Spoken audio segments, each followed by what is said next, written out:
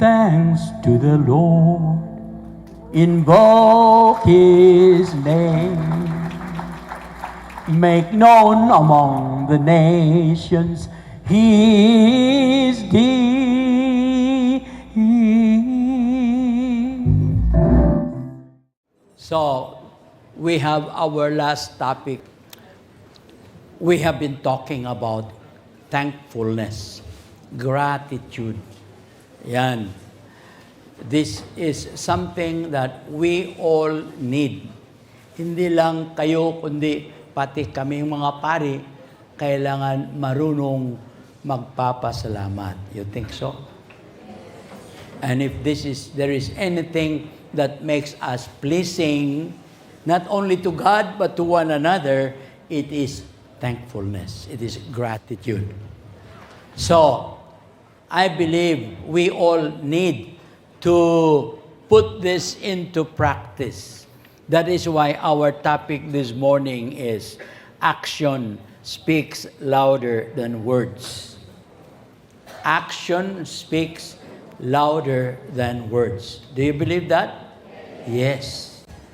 Kahit gaano kadami yung words mo, kahit isang libro pa, kahit isang disc pa ang words mo, pag walang action, sabi ni St. James, faith without work is dead. Yan. So, words, wala namang makitang action, walang halaga, walang credibility. Kaya kailangan ang ating mga sinasabi, isa sa buhay. Anong words na palaging sinasabi dyan, nagsasabi? In English, walk your talk. Yan. Walk your talk. Kung anong sinasabi mo, live it. Isabuhay mo. Pag hindi mo may sabuhay ang sinasabi mo, huwag mo lang buksan ang bunganga mo. Keep your mouth shut. I've been always telling our seminarians, even as early as the time nila ni Father Edgar, when they were the first seminarians, I always tell them, we must practice what we preach. We must practice what we teach. If we cannot practice what we teach, we should not open our mouth. You have no business telling people what to do if you yourself do not do it. Tama ba? Yun. So if we teach gratitude, if we teach thankfulness, we must show it ourselves. Our actions, our way of life should show it na we are a grateful people. We teach others. Try to be grateful. Try to be a praising person, and so on and so on. Well, how about you? Are you living what you are talking? Do you walk your talk? Yan. So, action speaks louder than words. You may not be telling people and preaching so much about thankfulness, but if the people see you to be a very grateful person, to be always full of thanksgiving and gratitude in all situations, then they will see that in you and they will follow you. So, try to see today, starting from here, try to see today in every person here you encounter something that is worth acknowledging. I believe bawat isa sa atin, no matter gaano kasirang ulo, mayroong mga kabutihan, di ba? There is always something good in every person. Yes? Walang tao na lahat kasiraan. There is nobody who is all evil. Even the worst criminal in jail, they have some good points in them. So this is what we should try to do. Discover in every person something that is positive, something that is good. And instead of concentrating your talk to his negatives, point out the positive. Merong nagsabi na merong isang blank sheet of paper na may tuldok doon sa isang corner. Pinakita sa mga tao. Anong nakita nyo? Daming mga tao. Paper, blank paper. Ganun ba? Ganun ba? Ang lahat, blank paper? No. Sabi nila, pagpakita na ng paper, may tuldok doon, no? yung itim doon sa corner. Yan. That is what almost everybody saw. But only few said, that's a clean sheet of paper. Wow. Just a few noticed the positive. It was a clean sheet of paper. But the most noticed the dot at the corner. See, the dot at the corner. So many times, mga ganun tayo, karamihan sa atin, ganun eh. Ang tingin sa kapwa, yung masama, yung negative. At hindi pinapansin yung mga positive ng tao. If there is anything that you want people to comment on you, definitely it is not on your negatives. Do you like that we will concentrate on your negatives? No. Always on our positive. That is why if you notice sa ating exercise of, anong tawag natin yan? Yung gathering na we will talk about each other, yung magbe-birthday, honoring. Sa honoring, everybody will say something on the honoree, about the honoree, but always the positive. Walang magsasabing negative. Walang negative. Kahit marami kang nalalamang negative, keep your mouth shut on those negatives. But open your mouth on something good that you see in the celebrant, birthday celebrant. Always positive. Although, later on, meron tayong session dyan. Ano yung session natin? Ano yun? Aray. Aray session. Ano yung aray session? This is a session where we point out to our brothers and sisters what need to be pointed out. Ang kanilang negatives.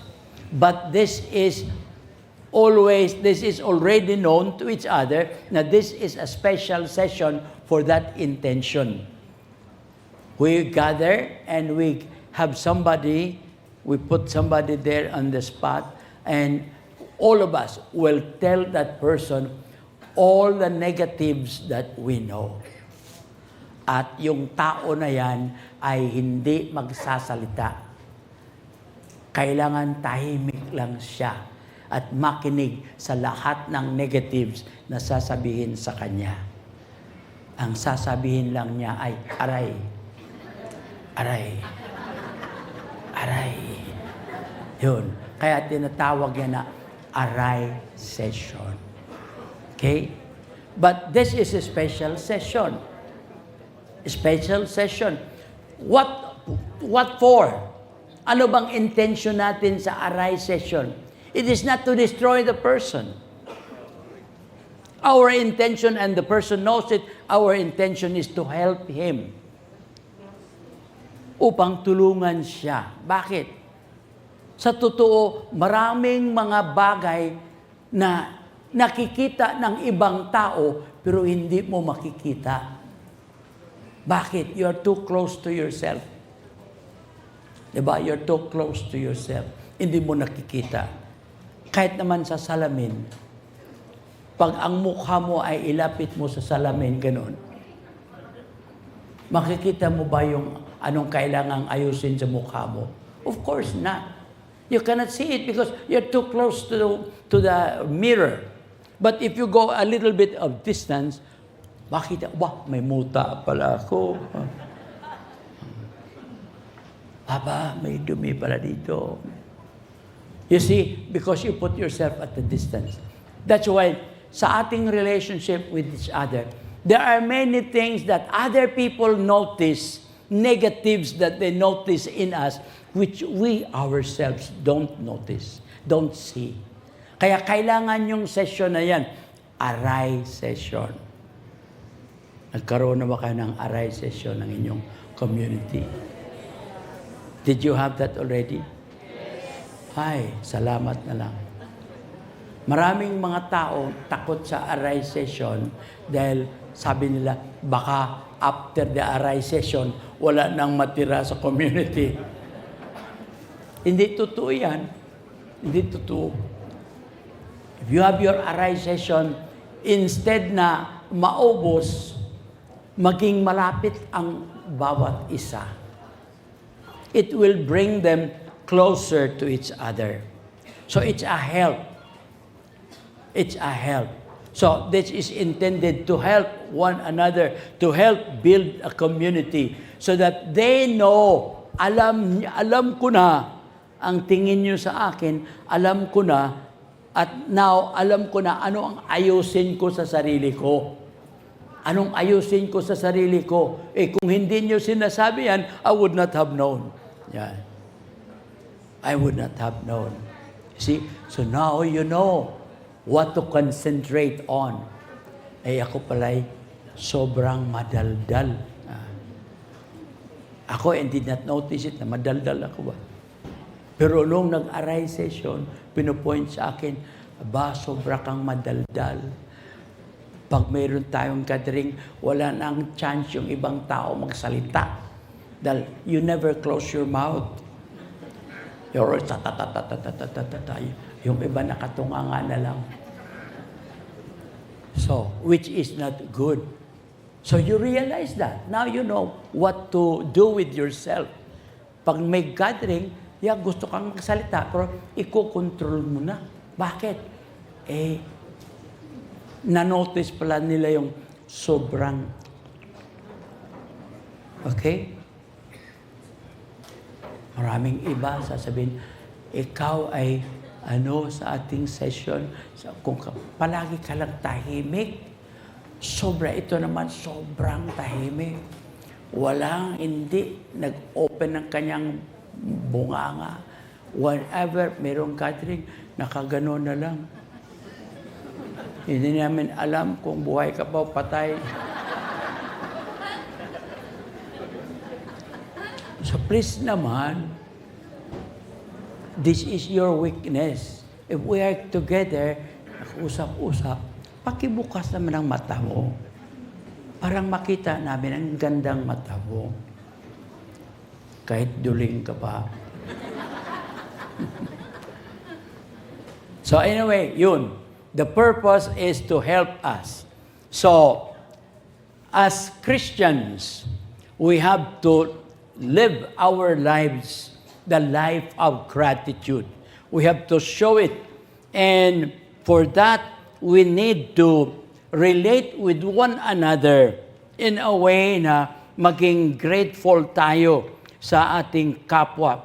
That we know how to acknowledge the good things of our fellow man. I believe itong gratitude, pag pinapractice natin yan sa community, it will make the community life exciting.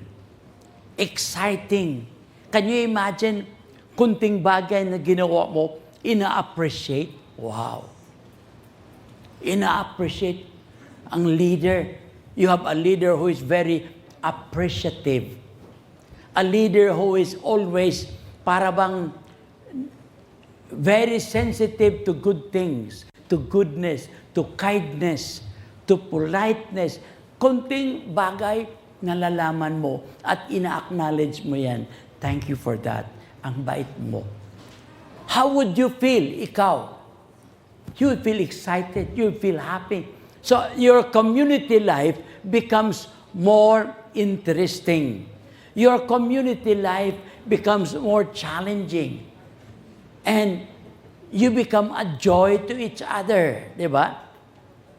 Kaya mga kapatid, we take this for granted. Gratitude, thankfulness in the relationship, in the community.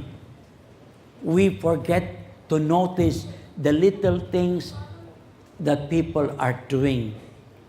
No matter how little they are, if they are good things, acknowledge it. Isang miyembro dyan, very smiling. Nag-i-smile talaga yan. Acknowledge it. Praise the Lord. Thank you, sister. You are so smiling. You are very nice to deal with. Wow, ang sarap ng smile mo. I tell you, lalo siya mag-i-smile. Tama? Yes. Bakit? Conscious siya na nanonotice yung smiling niya. Kahit walang i-smile dyan, i-smile pa rin. Why? Sinabi mo eh. Yun.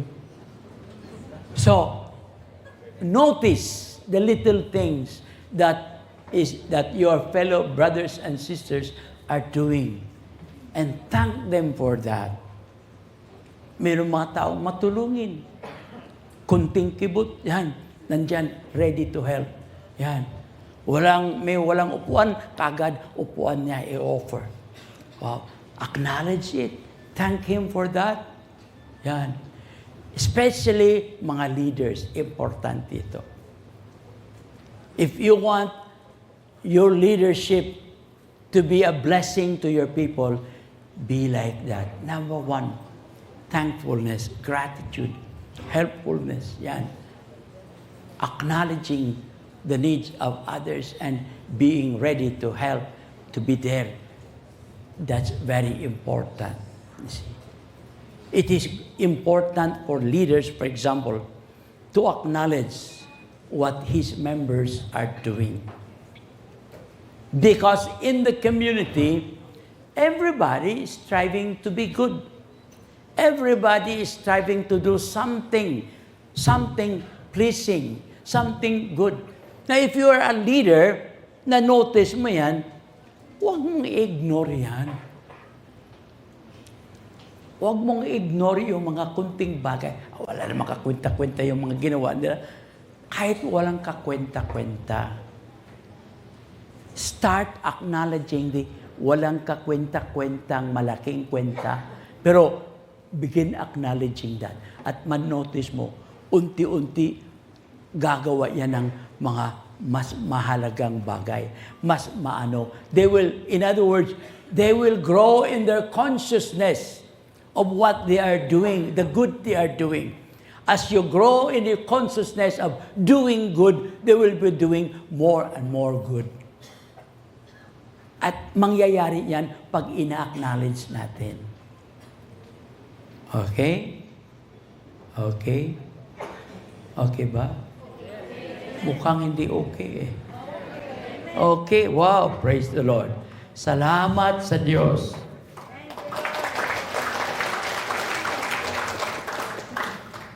Kayo ay mga matatalino. In-acknowledge ko na. Ganun eh. Wow.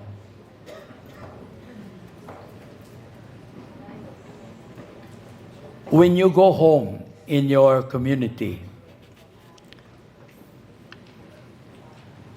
I would like you to thank your members. Thank your leaders, all those under your responsibility for doing their job one by one in the community. See, mga top leaders, acknowledge the good work of yung subordinate next to your level. Kung ikaw, miyembro ng tri-servants, yung under nyo, yung mga cluster servants, yung mga ministry servants, acknowledge their work. Observe what they are doing and identify every little work that they do and acknowledge them. It is said that when you acknowledge the good work of your people, that is good for them. A verbal path is good for the heart. I repeat that. A verbal path is good for the heart. What do you mean by verbal path? Acknowledgement, gratitude, thankfulness. Thank you, bait mo talaga. How good you are. Yeah. It's a verbal path. And a verbal path, P-A-T. A verbal path, hindi P-O-T. Kaldero yan.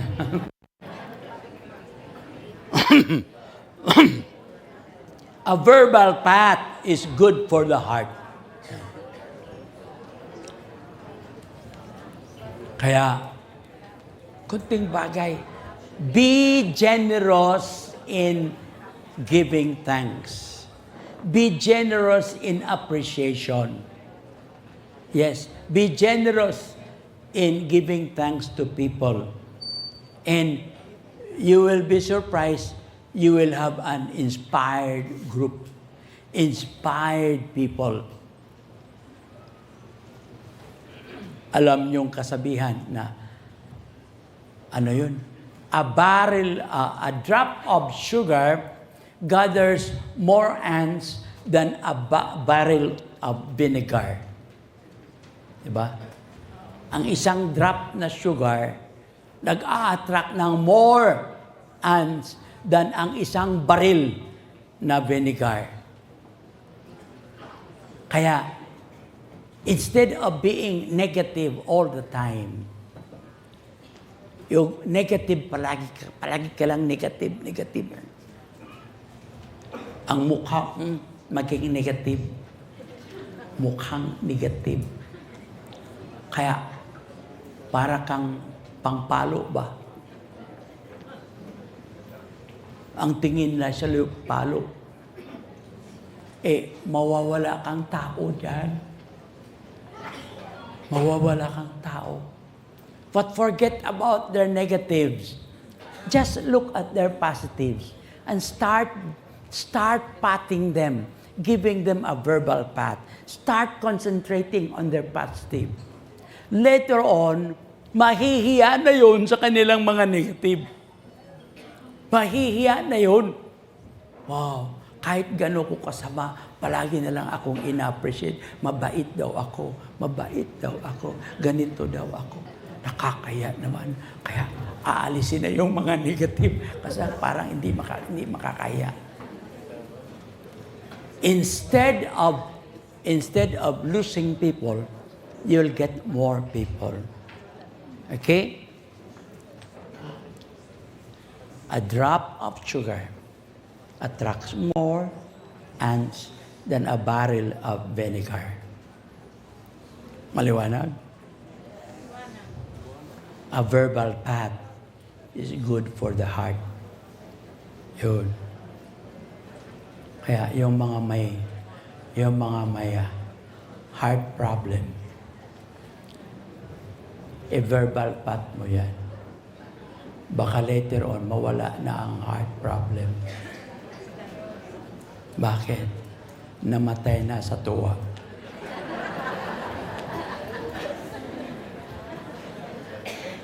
Namatay na sa tuwa. Anyway, so, when you go home today, you will be seeing your members in the community. Wow. Start looking at them and observe their positives. Try to line up their positives. Line up their positives, okay? And then, one by one, appreciate them. Thank all of them who have done something good for their fellow men. Yan.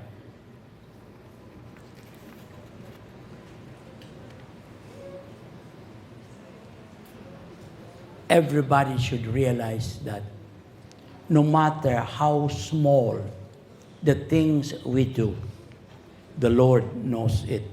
Okay ba? Kahit gaano kaliit ang ginawa mo, alam ni Lord. Alam ni Lord.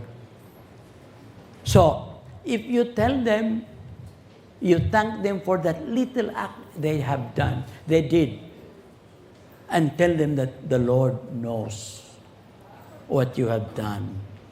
Wow. Ang sarap-sarap ng feeling ng tao. Kaya, brothers and sisters, one of the key to the hearts of people is gratitude. Key to the hearts of people. You want to open the hearts of people? Show them your gratitude to them. Show them your thankfulness. And you will be amazed. You will be amazed how you can get into their lives when you are grateful to them. So, yun. We have to go into the hearts of people, right? Because we are to evangelize people. We are supposed to guide people. How can you guide people if they don't open up their hearts? Impossible. If you always criticize, if you are always negative, the more they will close. The more they will close up. Yan, magsasara yan. Bakit? Delikado. Pag may nakita yan, sigurado. Yan. Sigurado yan. I-criticize ako, kaya tago. Wow. Start appreciating them. Wow. The little things they do. Wow. And they will open up. The key to the heart is gratitude, praise, thanksgiving. Yun. You open their hearts. Wow. Then, you can guide them. Then, you can build them up. Then, your community will grow. Yan. And you will have a community of happy people, excited people. I would never like to have a group of people na mahaba ang mga nguso. Plenty of members, Father. Yes. Pero bakit ang haba-haba ng mga nguso nila? Wow. Umaabot na sa tuhod. Bakit? Nandyan sa community, bakit takot lahat? Takot. Terrible. What a life. What a community. That community will not last long. But if the members are happy, they are smiling up to their ears. Wow, sarap yung community na yan. And that community will be attractive. Any group of people that is a happy people will be an attractive group. People will come and inquire, why? Bakit dito sa inyo, ang sarap-sarap ng inyong mga mukha? Para kayong mga anghel, kahit mukhang mga demonyo.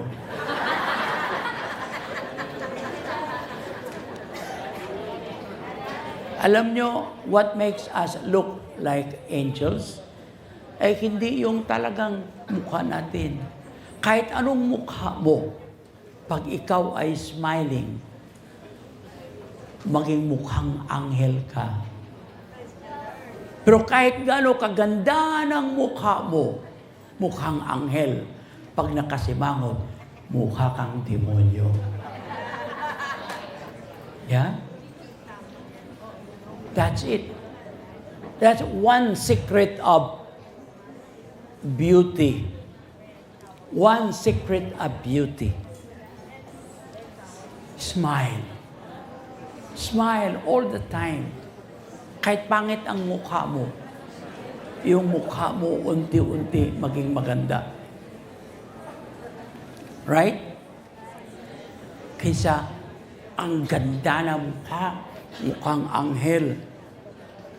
Pero tingin nila sa'yo, demonyo. Kasi nakasibakot all the time.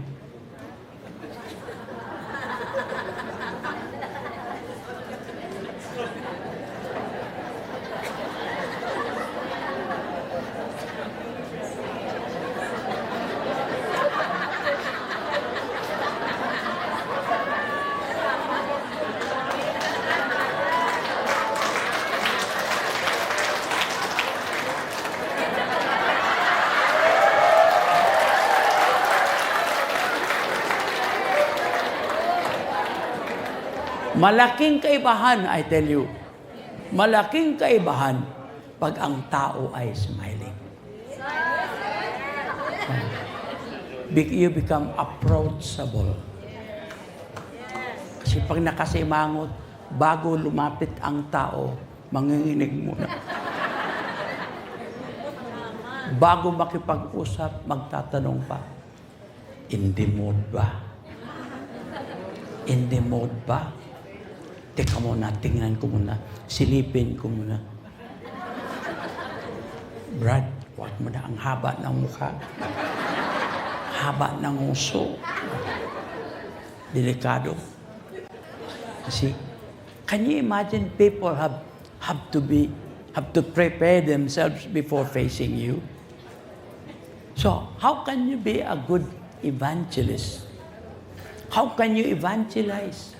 How can you get people to the Lord kung ganun ka? Kaya bilang mga charismatic, bilang mga people of God who are supposed to reach out to others, dapat we have to wear that beautiful face that becomes beautiful because we live our talk. We walk the talk. We walk the talk. Di ba? Walk, walk, walk. Ano yun? Father Edgar magaling sumayaw dyan. Walk, walk.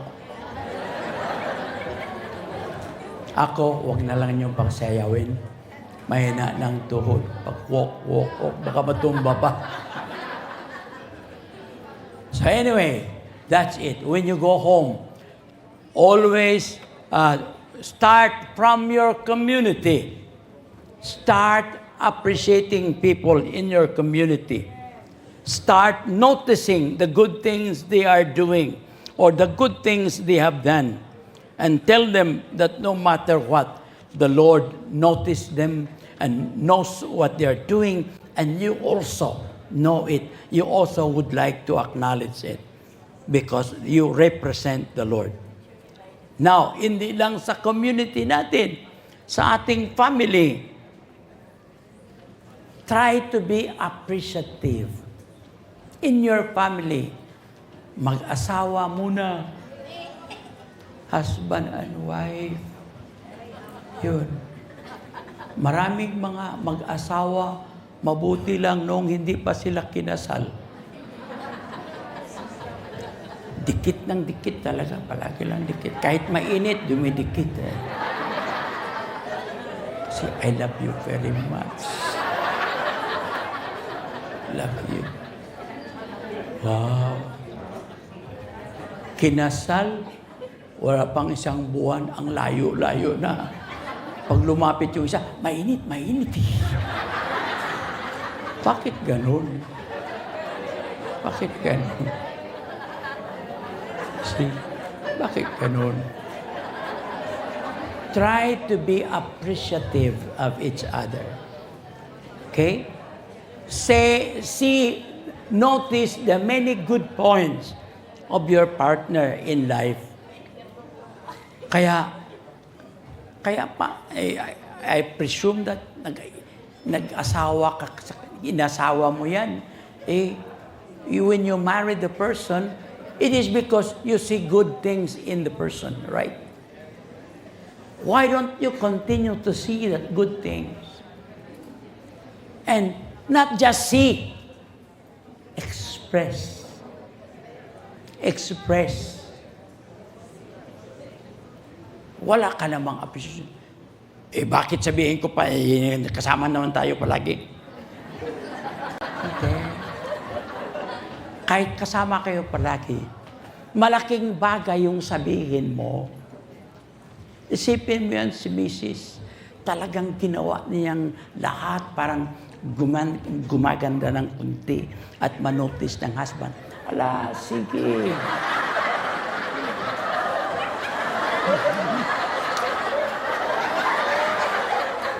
Lumabas, nakita ng husband, hindi naman pinansin.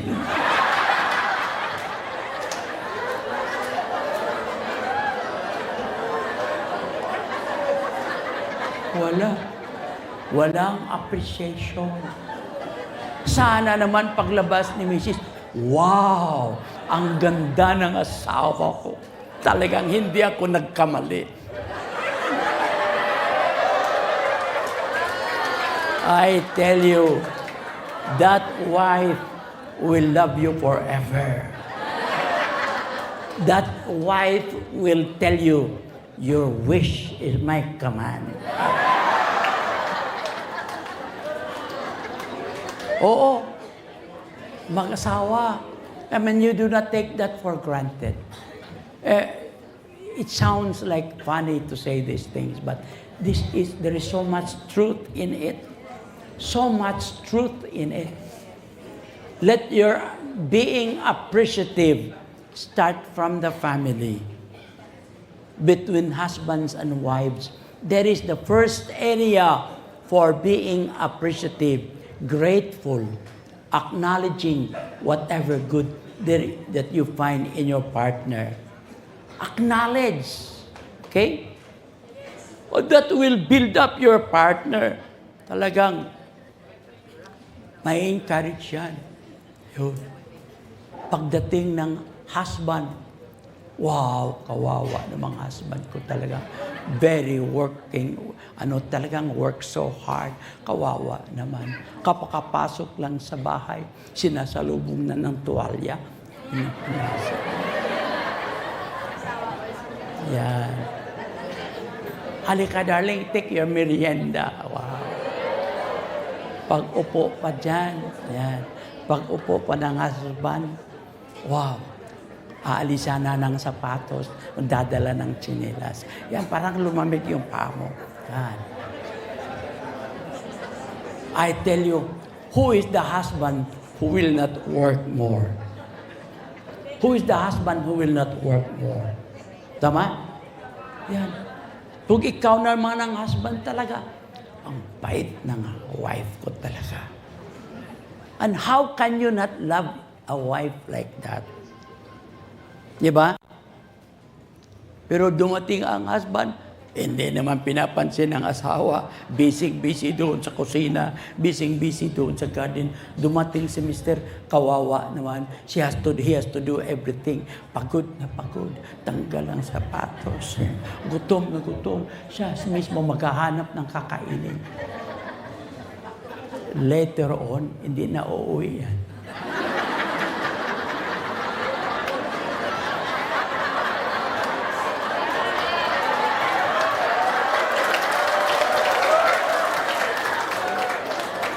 Tama?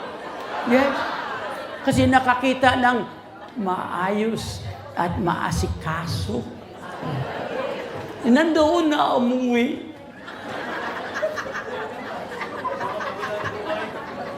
Gusto mo ba yan? Gusto mo ba yan? Tapos, hindi lang ganun, hindi maasikaso. Very critical pa. Very critical. Criticize na ng criticize. Yan. Negative, inaaway, palagi ng inaaway. May namit akong mag-asawa. Ang unang lumapit sa akin, yung husband. Nakipag-usap, nagpa-counseling.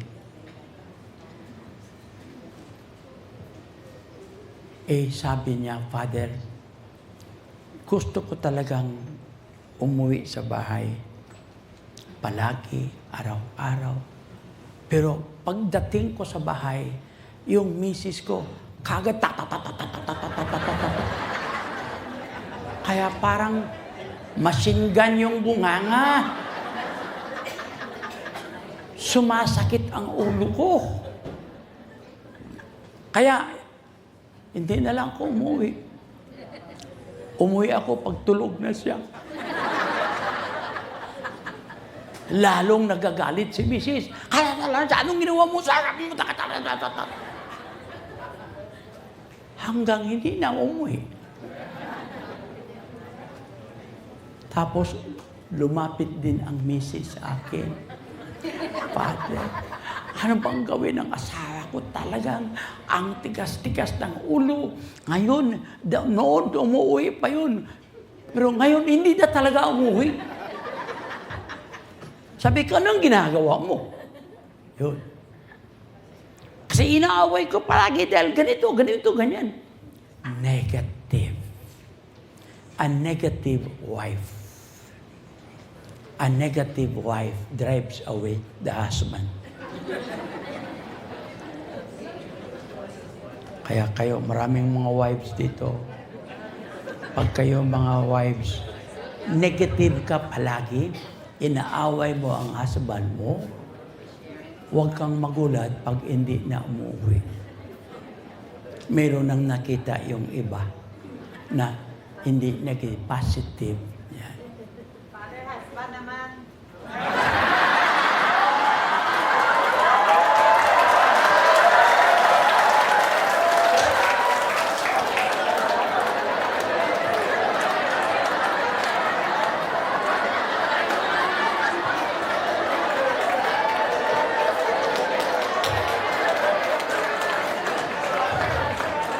Sister Nora, tapos ng husband.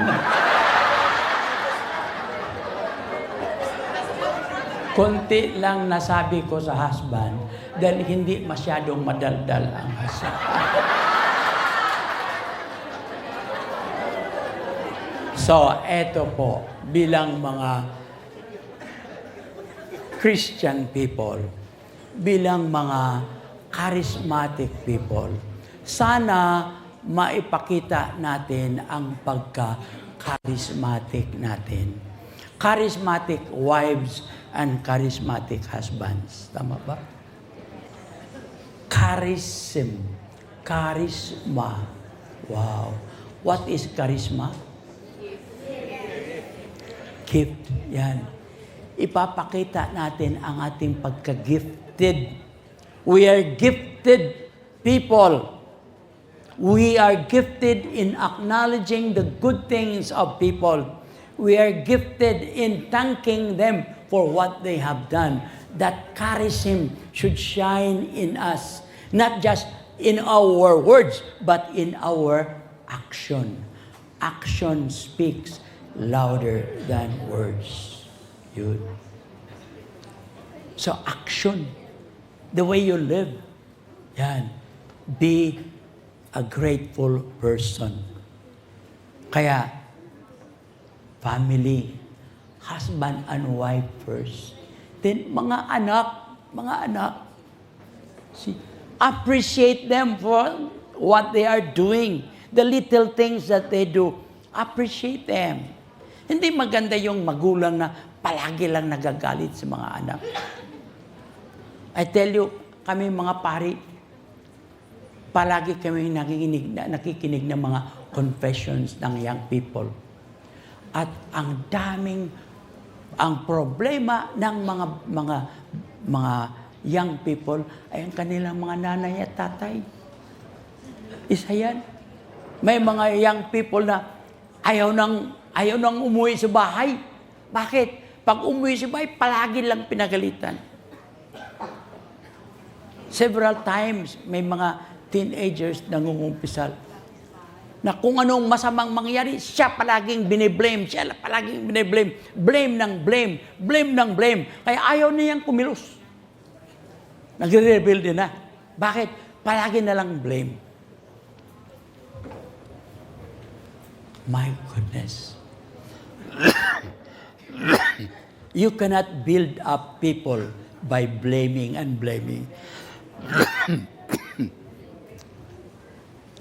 It is better to appreciate them. Appreciate them. Point out the good things they do. Appreciate them. Kahit yung bata, yung nag-drawing ng tao at ang tao ay mukhang kabayo, sabihin mo, ang galing mo mag-drawing talaga. Ang galing ng anak ko mag-drawing. Yan. Talaga.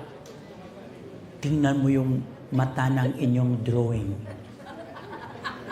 Imbis mata ng tao, parang matang tigri. Yan. Pero, wow, ang ganda ng mata. Yun. Ang gandang tainga, talo ang kabayo. Appreciate. Ang bata, hindi naman niya alam kung yung sinasabi mo totoo ba o hindi. Pero alam niya dahil ikaw ang nagsabi, yun, ma-appreciate niya yun. And it builds up the person. It builds up the child. Learn to be appreciative.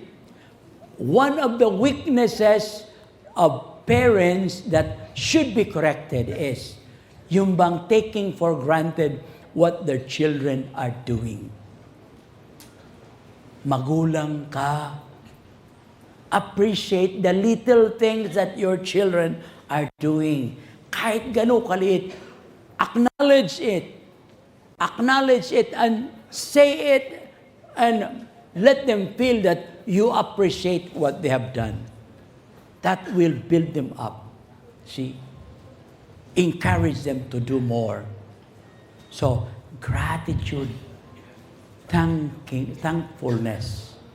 Ito, mga kapatid.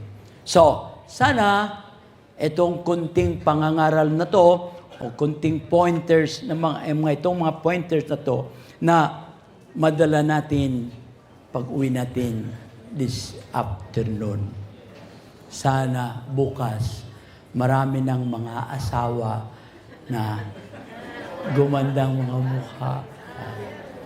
Marami ng husbands na talagang ngumiti na. Kasi maraming mga husband, pagdating ni Mrs. nanginginig. Bakit dumating na si Mrs.? Bakit? Tikri yan. Wow. A husband and a wife should not be afraid of each other. Correct? They should be the first ones to welcome each other. Yung walang asawa, maghanap.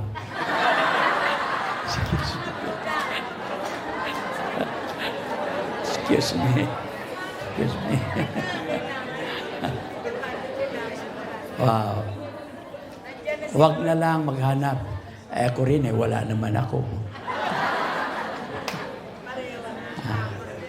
So, anyway, hopefully, these little things that we have pointed out will become a blessing and source of many blessings in the family. Many blessings to each other. Maliit na bagay, thankfulness, gratitude, appreciativeness, little things. But I tell you, once we put them into practice, they will bear tremendous fruits, abundant fruits in the family and in our communities. Can you imagine if there is so much gratitude in the community? Wow! Everybody is happy. Everybody is excited. Right? Yes. Praise the Lord. Sana Sana matutunan natin, give thanks to the Lord. Yan. Yung kantang natutunan natin dito, sana tuloy-tuloy kakantayin natin yan pag-uwi natin sa ating mga communities, sa ating mga bahay. Okay? Yes or no? Yes! Okay.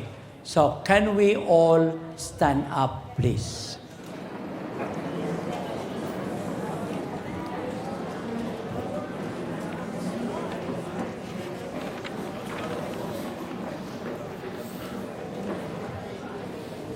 I would like to sing that song as our closing song.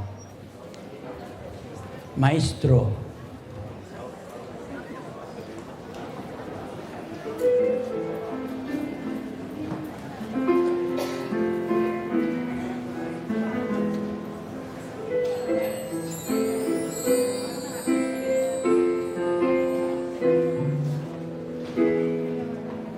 Give thanks to the Lord, invoke His name. Make known among the nations His deed. Sing to Him, sing His praise, proclaim all His wondrous deeds. Glory in His holy name. Rejoice, O hearts that sing the Lord once more. Give thanks to the Lord, invoke His name. Make known among the nations His deeds. Sing to Him, sing His praise, proclaim all His wondrous deeds. Glory in His holy name. Rejoice, O heart that sing the Lord. For the last time, give thanks to the Lord, invoke His name. Make known among the nations His deeds. Sing to Him, sing His praise, proclaim all His wondrous deeds. Glory in His holy name. Rejoice, O heart, God sing the Lord. Rejoice, rejoice, O hearts that sing. Praise the Lord.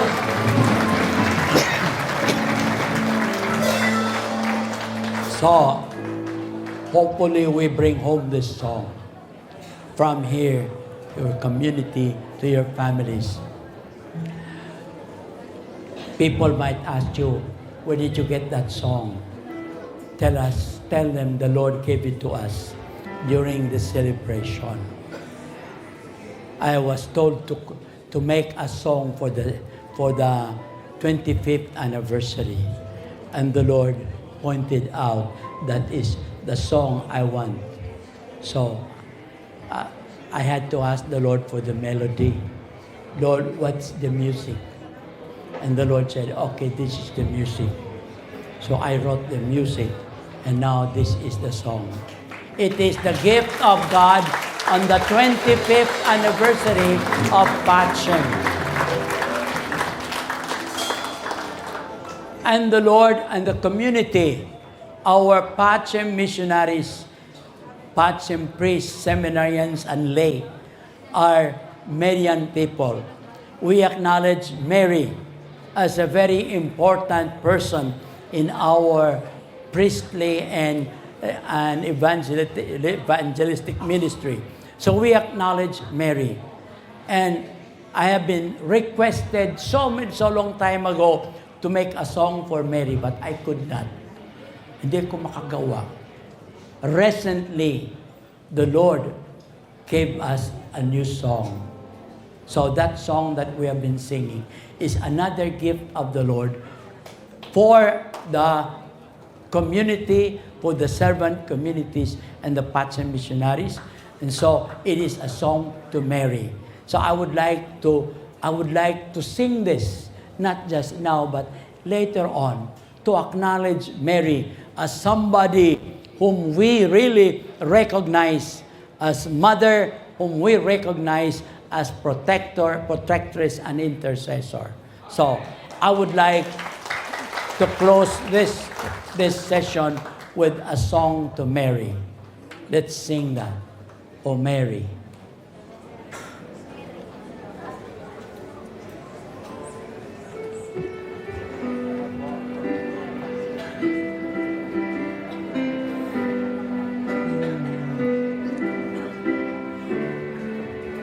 Oh Mary, you are of grace. You are by God the Father to be the mother of His Son. How it is.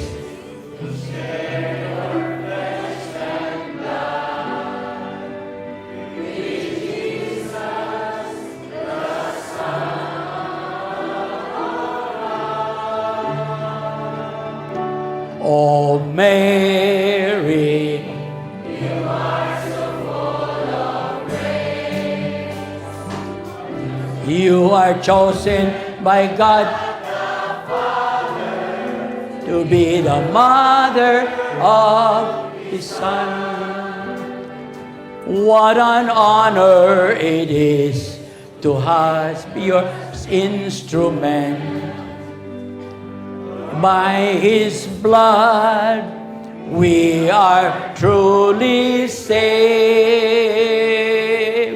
Oh Mary, you are so full of grace. You are chosen by God the Father to be the mother of His Son.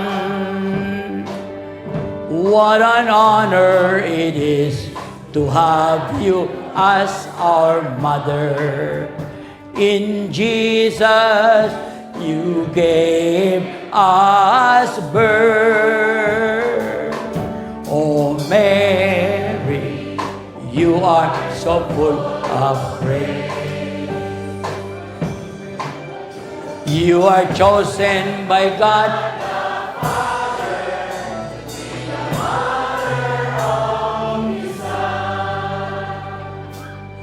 What an honor it is to be your children.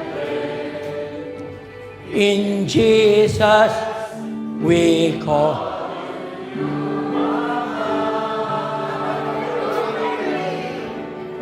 Oh Mary, you are so full of grace. You are chosen by God.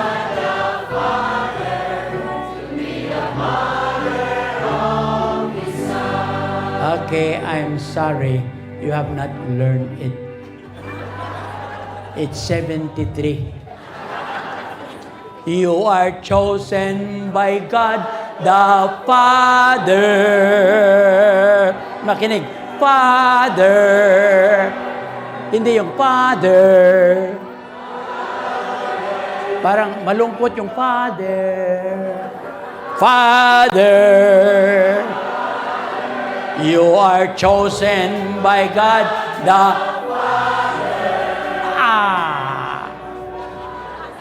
You are chosen by God the Father, Father, Father, Father, you are chosen.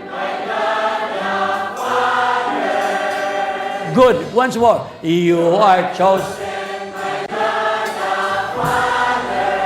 Once more. You are chosen. For the last time. You are chosen. To be the mother of His Son. Praise the Lord. Okay. Please be seated. Thank you.